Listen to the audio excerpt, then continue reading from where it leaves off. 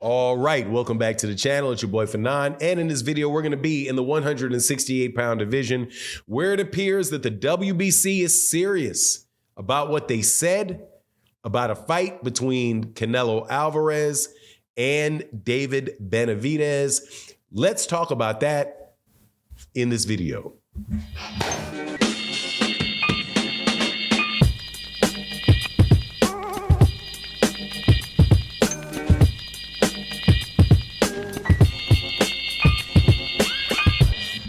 All right, welcome back to the channel. It's your boy Fanon, and in this video, we're going to be in the 168-pound division, where we're going to talk about two of the best fighters in all of boxing, and that is Saul Canelo Alvarez and David Benavides.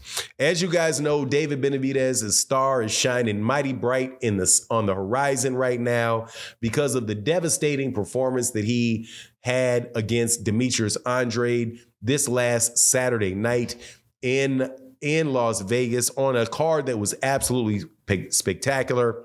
And the WBC, it seems, at least this is what the word that I'm getting, is going to actually keep their word and try to force a fight between Canelo and David Benavides. Now, before I get into the details of it, though, let me welcome you back to the channel. If you're new to the channel, please accept my invitation to hit the subscribe button.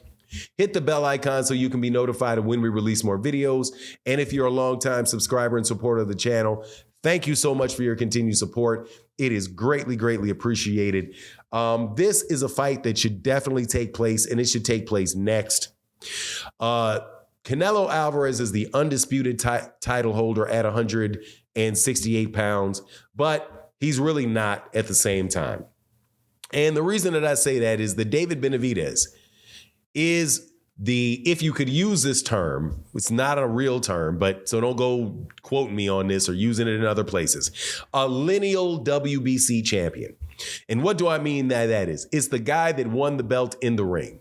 And that is what David Benavides is. He is, in fact, a two-time WBC champion.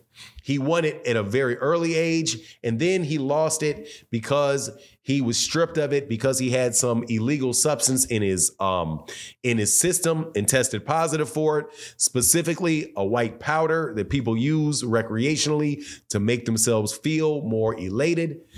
And David Benavides lost that title. That was at the time that Caleb Plant was, he and Caleb Plant were the fight that everybody was looking forward to in the 168-pound division. Caleb Plant winds up getting the IBF title. Then Caleb Plant is the one that gets the Canelo Alvarez fight. Canelo Alvarez beats Caleb Plant to become the undisputed title holder. Caleb Plant, though, did not hold the WBC belt. The WBC belt was originally held by David Benavides, but he got stripped a second time because he missed weight going into a title fight during the middle of the COVID epidemic, or what do you call the pandemic, the COVID pandemic, and lost his belt doing that.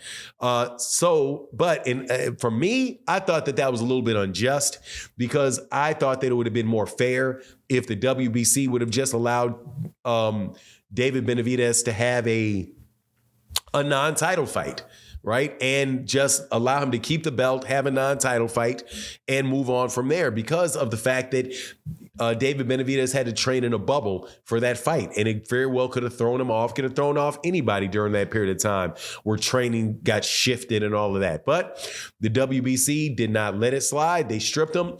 And so Canelo Alvarez comes up and fights for a vacant, and Canelo Alvarez is given an opportunity to move from 160 to 168 and fight for that vacant title that was David Benavides's. So in my book, I don't think that Canelo Alvarez is truly, truly an undisputed champion until he fights David Benavides. And now David Benavides is done. I think David Benavides is even in a stronger position now than he was when he had the WBC belt because of the fights that he's had since then and the showings that he's had since then, specifically beating Caleb Plant and now knocking out Demetrius Andrade, who most people will acknowledge is a very, very solid fighter. So now is the time. Now is the time for that fight in my opinion, for that fight to take place. And for the undisputed title at 168 pounds, the question is going to be is whether or not Canelo Alvarez is going to actually do that or not, whether or not Canelo is going to keep his word and not fight a Mexican fighter like he said he would in the past, like he said he wouldn't do in the past. Hopefully, David Benavides, being half Ecuadorian or a quarter Ecuadorian, will cut him a pass for that great fight. But we'll see. We'll soon see. But to get out of it, because the WBC has ordered it, he's going to have to drop his belt not to do that. And I don't really know where else Canelo Alvarez could really go. Going up to 175 pounds to fight for a title at 175, or to fight Jaime Munguia.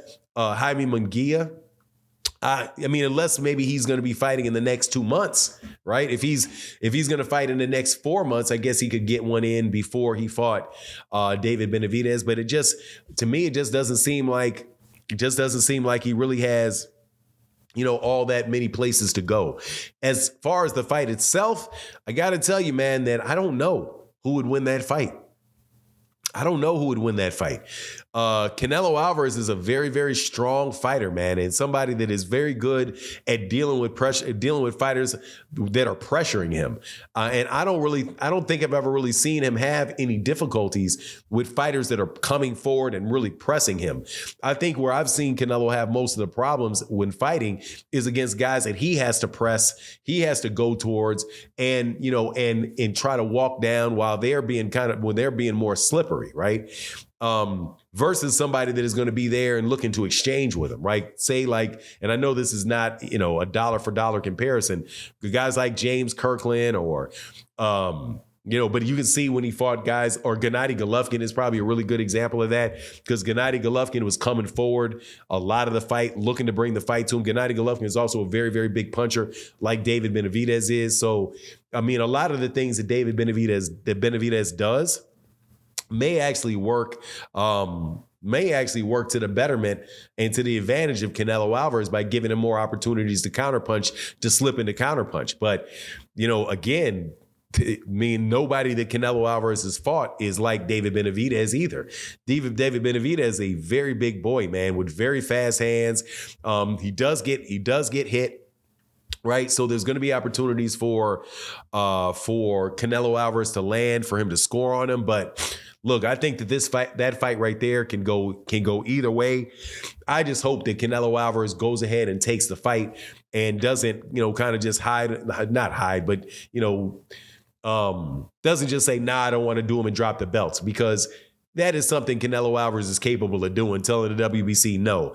If he does tell the WBC no and just brushes them off, man, oh man, oh man, that's going to be such a bad look for Canelo Alvarez if he does that. So I just don't think that he would. I think that Canelo's got more, he's got more heart to it than that.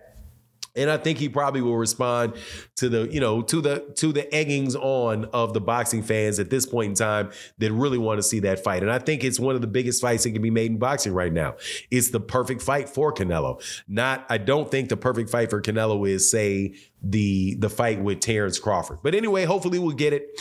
You let me know what you think in the comment section. And with that, I'm out. Deuces.